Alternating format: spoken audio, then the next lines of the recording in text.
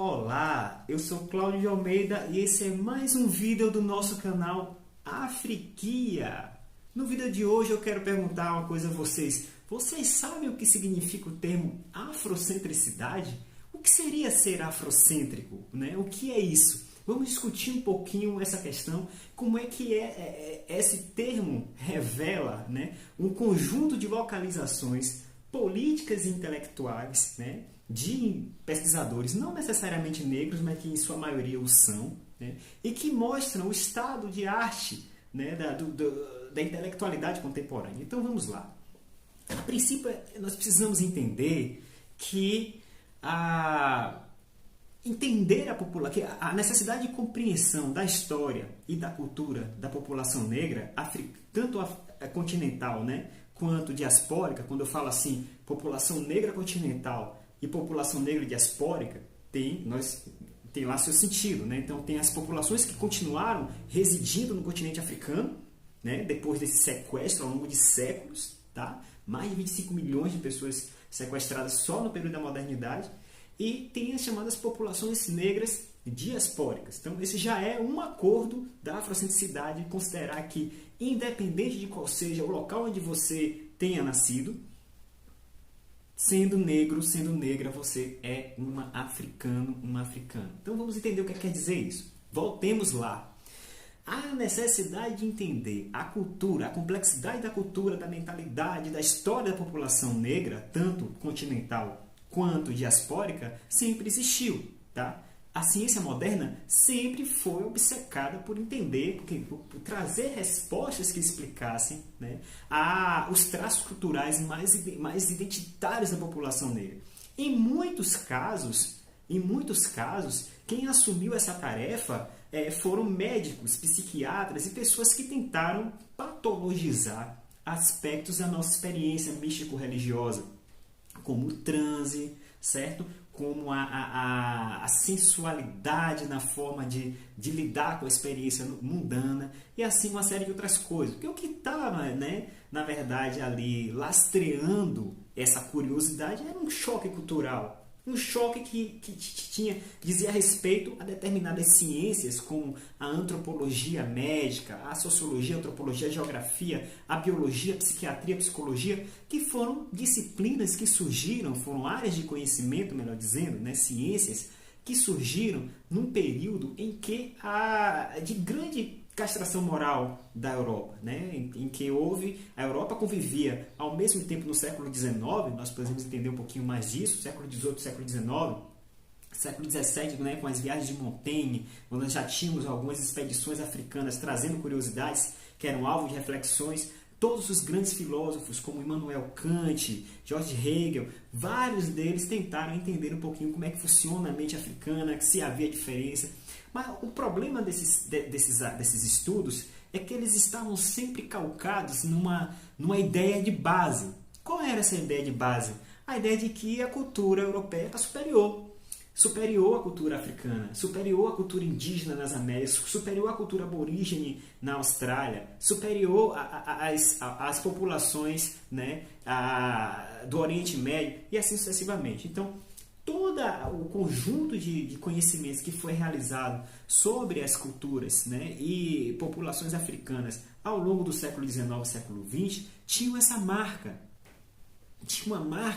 Tinha a característica de tentar localizar essas práticas culturais e histórias dos povos numa linha de inferioridade, né? Por que isso, Cláudio? Ora, porque o conhecimento, gente, todo estudo que nós realizamos, por mais neutro que ele apareça, ele está sempre servindo a algum tipo de ideologia.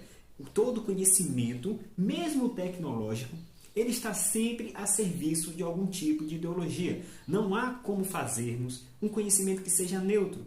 Por mais que você pegue, vamos pensar assim, por mais que você pegue faça um estudo sobre uma determinada cultura, né, e esse estudo tenha pretensões de neutralidade, o fato de ele ser publicado, circulado no mundo, viciado por ideologias, já faz com que ele seja uma arma ou de conformação ou de confrontação daquilo que está feito, tá bom? Então, não quero dizer que todos os intelectuais né, que tentaram entender a África, que tentaram entender a população afro-brasileira, eram racistas e estavam comprometidos com a subjugação intelectual. Não podemos generalizar dessa maneira, mas é importante nós entendermos que a maioria das ciências modernas, como as que eu citei aqui, a sociologia, a antropologia, a geografia, tá? A biologia, a psiquiatria, elas foram desenvolvidas num contexto de expansão imperialista da Europa. Então, como nós não podemos desvincular as ideias do tempo em que elas estão sendo produzidas, é importante que atentemos para este fato. Qual seria o fato, Cláudio? O fato de que esses conhecimentos sobre os africanos já vinham, de alguma maneira, filtrados quando recebidos ou quando produzidos, tá? Por uma ideia, filtrados por uma ideia de que aqueles traços culturais eram insígnias de inferioridade, tá bom? Então, ora, existiam várias batalhas que nós podíamos travar aí em termos de resistência negra, né? As resistências políticas, né? As resistências trabalhistas sob forma de greve, de motins, etc. E ao longo do final do século XIX, principalmente, quando a população negra nos países, principalmente nos países anglófonos, começou a gozar de desfrutar, melhor dizendo, né? De maior acesso, né, à intelectualidade, não que isso tenha sido pleno, né, mas começou a haver uma população de intelectuais. Então, logo esses intelectuais começaram a ter algum tipo de voz, né, na esfera pública das discussões sobre a população africana, eles resistiram, né? Resistiram, homens e mulheres que comprometeram suas vidas produzindo conhecimentos que, de alguma maneira, né, pelo próprio fato de estarem produzindo conhecimento, já era um ato de resistência, ok? Mas nós precisamos entender que há uma diferença entre estudos sobre o negro, ou a população negra, como queira, né, e estudos afrocêntricos. O que seriam esses estudos afrocêntricos, Cláudio? Para entendermos o que seriam esses estudos afrocêntricos, precisamos compreender o que foi a complexidade do século XX. O século XX ele foi marcado principalmente por uma batalha intensa, né, pela descolonização das culturas africanas. Então, primeiramente, a ideia de se descolonizar e ter um conhecimento decolonializado, né, autônomo em relação a essas ideologias inferiorizantes, sempre esteve, né, digamos, no horizonte intelectual de muitas pessoas que produziram aí no século XX, intelectuais negros e não negros, tá? Homens e mulheres, isso independente, porque nós estamos falando aqui de um determinado ponto de vista, não exatamente de uma localização identitária. É óbvio que se nós formos pensar, né, a maioria hegemônica dos intelectuais que estão produzindo a serviço da emancipação da população negra, há muita melanina aí, né? Mas também não vamos restringir, tá bom? Então, o termo afrocentricidade, ele foi criado por um intelectual afro-americano na década de 90, chamado Molefi Kete-Asante, né? E ele sintetizava a principal preocupação da população, dos intelectuais afro-brasileiros, muitos que nós já conhecemos, afrodiaspóricos que nós já conhecemos, como Martin Luther King, Bell Hooks, Frantz Fanon, o colossal Cheikh Anta Diop, Leopold Senghor, e assim sucessivamente, né? Fomos muitos intelectuais e nós podemos conversar um pouquinho sobre cada um deles aqui no nosso canal. Para isso vocês têm que pedir, hein? Vamos lá, tem que solicitar que o negão aqui vai fazer. Mas vamos seguindo. O que significa ser afrocêntrico? É básico, né? O nome já indica. A afrocentricidade é uma posição intelectual, é uma posição política intelectual que está relacionada ao compromisso de compreender a história mundial tendo a experiência africana, seja ela continental ou diaspórica, no seu centro. Então, se vocês forem observar, por exemplo, livros de história, livros de geografia, né? Os hegemônicos, hoje a coisa está mudando, principalmente com a chamada Lei 10.639, 11.640, né? 650. Me peçam para esclarecer sobre isso, nós vamos conversar um pouquinho sobre isso. É muito importante entendermos a Lei 10.639. Esse canal faz parte de um esforço para que nós possamos fazer valer o conteúdo de tal lei. Voltando aqui à nossa discussão. Então, consiste a afrocentricidade num exercício de colocar a experiência da população afro-brasileira, negra, tanto afro-americana, afrodiaspórica quanto continental, no centro das discussões. Quando você vê, por exemplo, um livro de história, os livros convencionais de história contam aquilo que nós chamamos de história dos vencedores, tá bom?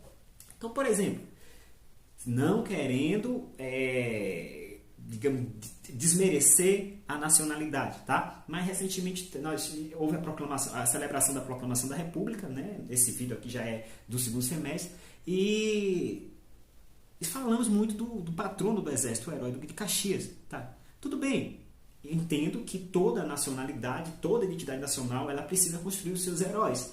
Mas quando você observa, né, a história, por exemplo, deste, que é um dos diferentes vultos brasileiros, se for o que me veio à mente aqui, apenas sob a ótica do dominador, ele aparece como um herói. Tá? Mas quando você vai colocar em questão, por exemplo, o que foi a revolta da Balaiada no Maranhão, populações indígenas, afro-brasileiras, né, quilombolas se unindo contra a dominação colonial, né, a dominação imperial no Brasil, e posteriormente contra os direcionamentos que a República estavam trazendo, se unindo, né, tentando resistir contra a opressão dos grandes latifundiários. E você observa que esse cidadão, né, esta pessoa, liderou um exército, que seria o Duque de Caxias. Nada contra, né, quem celebra aí a brasilidade. Mas quando você vai observar sobre uma ótica afrocêntrica, você vai perceber o seguinte: havia uma multidão de despossuídos, né, com seus brados, né, emudecidos, e muitos deles em gargantas ensanguentadas, e que em algum momento resolveram realizar um motim, e esse motim foi brutalmente esmagado em nome de um projeto de unificação nacional. Então, a história muda quando você começa a observar a partir de uma perspectiva afrocêntrica. Então, veja só, nem todo mundo é tão herói assim, né? Nem todo mundo é tão... Nem tudo que nós celebramos foi tão positivo assim. Então, a afrocentricidade, tanto em termos de história mundial como em termos de história local, é uma tentativa epistemológica de resistência da população negra, trazendo à baila discussões que não são abordadas pela filosofia hegemônica. Por que, Cláudio? Porque a filosofia hegemônica, a historiografia hegemônica estará consciente ou inconscientemente comprometida com a base originária de dominação de classe, de dominações raciais, né, de opressão de gênero, né, e culturais que são características dos seus países. Então, a afrocentricidade é o ato de atentar para a história mundial, para a história local, tendo a população africana, seja ela continental ou diaspórica, né? No meu caso eu sou diaspórico, como referência, tá bom? No próximo vídeo vamos discutir um pouquinho como se realiza isso, quais são as principais características de um método afrocêntrico. Então aguardem aí que vai vir muita coisa bacana. Gostou do vídeo? Já sabe o que fazer, né? Se inscreve no canal, dê o like, faz mão de pilão e espera as novas novidades do Negão. Valeu? Espero vocês!